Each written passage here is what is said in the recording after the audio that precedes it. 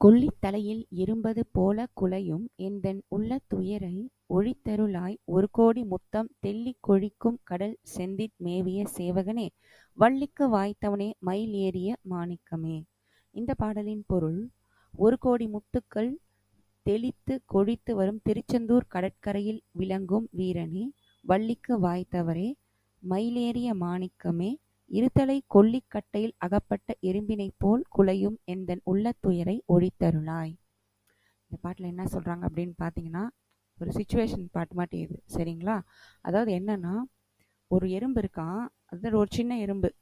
அந்த சின்ன எறும்பு வந்து எதுக்கு நடுவில் ஆப்பட்டுருச்சுன்னா, இந்த கொல்லிக்கட்டைன்னு சொல்லுவாங்கள்ல, எரிஞ்சிட்டு இருக்க கட்டை, அதுக்கு நடுவில் ஆப்பட்டுருச்சான். அகப்பட்டவொடனே என்ன ஆயிடுச்சு, அதால் எப்படி வரணும்னு தெரியல. அவ்வளோ மன கஷ்டம்ப்பா எனக்கு. அவ்வளோ நிஜமாலே நிறைய பேருக்கு நிறைய கஷ்டம் இருக்கும். இப்போ அந்த மாதிரி என் மனசு ரொம்ப கஷ்டப்படுது சாமி. நீங்கள் வந்து ஒரு கோடி முத்துக்கள் தெளித்து கொழித்துனா திருச்செந்தூரை அழகு சொல்கிறாங்க. அவ்வளோ அழகான ஒரு ஆக்சுவலாக திருச்செந்தூர் மலை மேலே இருந்த சாமி.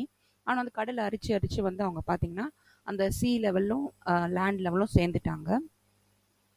அப்படி இருக்க அழகான திருச்செந்தூர்ல வள்ளிய கல்யாணம் பண்ணிக்கிட்டவரே, மயிலேறிய மாணிக்கமே அப்படின்னு சொல்லி முருகனை பாடுறார். மிக்க நன்றி.